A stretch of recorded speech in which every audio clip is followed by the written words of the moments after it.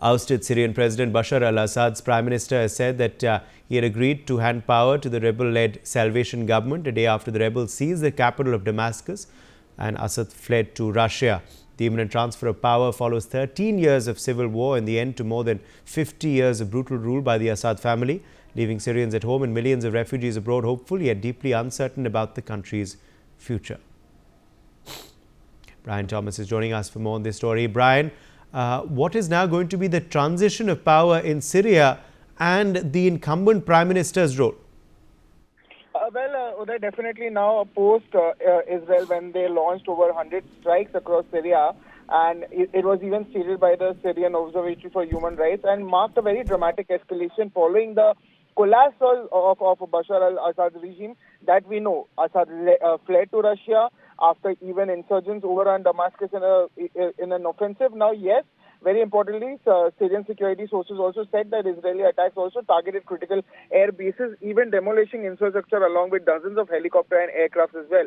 Yes, again, amidst this upheaval also that happened, Mohammed al-Bashir, who is a senior figure in the administration that is led by Hayat Tahrir al-Sham, was appointed Syria's new prime minister. So you could see there's a shift of power that happened, and there's reports also suggested that now al-Bashir recently held talks with HTS leader Abu Muhammad al-Julani and Abu Muhammad al-Jalali, also who served as prime minister under Assad's government. There have been celebrations also erupted across Syria as insurgents liberated tens of thousands of detainees from prisons, many of whom even have been held since 2011, long back.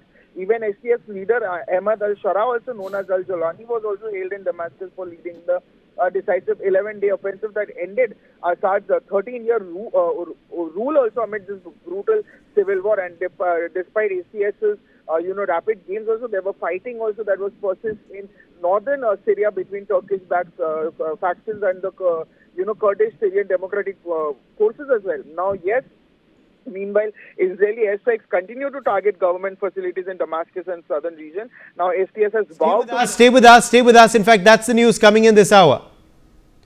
Israel has conducted more than 100 airstrikes on military targets in Syria, including a research center. Western countries suspected of having links to chemical weapons productions in Damascus, a war monitor has said.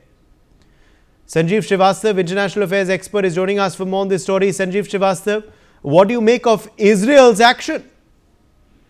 Well, Uday, very good morning to you and good morning to all the viewers. Israel is taking this action precisely because Israel is very much concerned and suspicious that this new regime being set up by rebels, they might reclaim their positions and the entire Golan Heights area, which Israel say that now it has become eternally the part of Israel. And Israel is also concerned that the various chemical weapons which Syria had might fall into the hands of rebel groups, and they might use it, those dangerous weapons against Israel in future.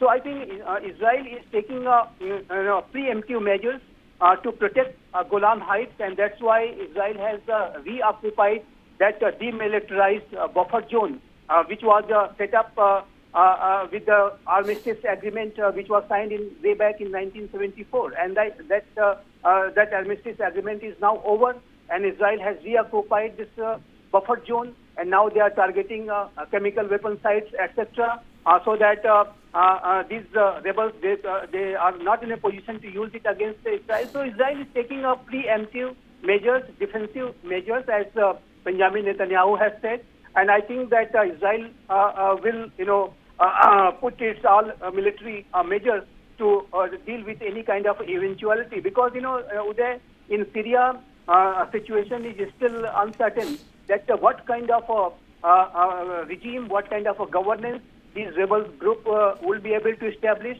and Israel is particularly concerned that what kind of approach they will have towards Israel. Because, whether it is STS or some other faction, they have had a very close link with Al-Qaeda, with the Islamic State. And obviously these terror entities are having enmity to Israel. And if the various leaders of the STS and other factions, they have the same kind of a mindset, which I believe that they will continue having, then they might pose threats to Israel. And you know, Israel is known for its preemptive action. Israel takes up its national security matters on the very top of any kind of eventuality, and they take a preemptive measure. They have taken such preemptive measures against Hezbollah too, and they have. And if I recall the 1967 war, they had done that war with the preemptive strikes. So Israel is known for its preemptive actions, preemptive measures, and similarly they are doing the same in the Syria too, because they are not sure about this regime's approach and a kind of agreement they had with Assad government. They may not have such kind of agreement and understanding with the rebel groups, and that's why Israel is taking such action.